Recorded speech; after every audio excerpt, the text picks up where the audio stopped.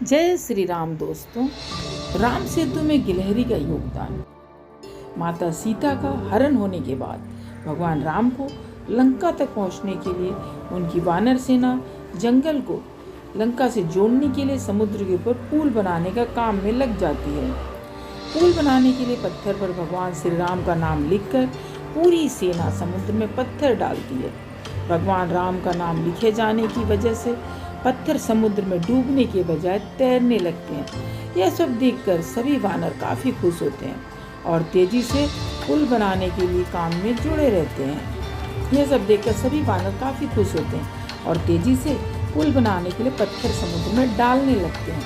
भगवान राम पुल बनाने के लिए अपनी सेना के उत्साह, समर्पण और जुनून को देखकर काफी खुश होते हैं। उस वक्त वहाँ एक गिलहरी भी थी जो मुंह से कंकड़ उठाकर नदी में डाल रही थी। उसे ऐसा बार बार करते हुए एक वानर देख रहा था। कुछ देर बाद वानर गिलहरी को देखकर वानर कहता है, हे गिलहरी, तुम इतनी छोटी सी हो, समुद्र से दूर रहो। कहीं ऐसा ना हो कि तुम इन्हीं पत्थरों के बीच दब जाओ। यह सुनकर दूसरे वानर भी गिलहरी का मजाक बनाने लगते हैं। गिलहरी यह सब सुनकर बहुत दुखी हो जाती है। भगवान राम भी दूर से यह सब होता देखते हैं। गिलहरी की नज़र जैसे ही भगवान राम पर पड़ती है, वो रोते रोते भगवान राम के समीप पहुंच जाती है।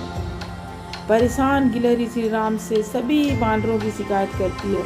तब भगवान राम खड़े होते हैं और वानर सेना को दिखाते हैं कि गिलहरी ने जिन कंकड़ों और छोटे पत्थरों को फेंका था, वो कैसे बड़े पत्थरों को एक दूसरे से जोड़ने का काम कर रहे हैं। भगवान राम कहते हैं, अगर गिलहरी इन कंकड़ों को नहीं डालती तो तुम्हारे द्वारा फेंके गए सारे पत्थर इधर उधर बिखरे रहते। एक गिलहरी के द्वारा फेंके गए पत्थर भी है जो इन्हें आपस में जोड़े हुए है। पुल बनाने के लिए गिलहरी का योगदान भी वानर सेना के सदस्यों जैसा ही अमूल्य है।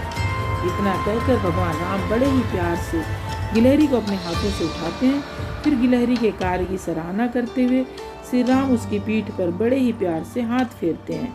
भगवान के हाथ फेरते ही गिलहरी के छोटे से शरीर पर उनकी उंगलियों के निशान बन जाते हैं। तब से ही माना जाता है कि गिलहरियों के शरीर पर मौजूद सफेद धारियां कुछ और नहीं बल्कि भगवान राम की उंगलियों के निशान के रूप में मौजूद उनका आशीर्वाद है।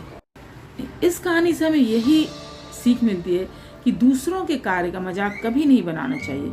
कार्य में किसी भी तरह का योगदान महत्वपूर्ण होता है। साथ ही दूसरों द्वारा मजाक बनाए जाने के बावजूद आपको अपना आत्मविश्वास भी नहीं खोना चाहिए। तो ये रही हमारी भगवान राम और गिलहरी की कहानी।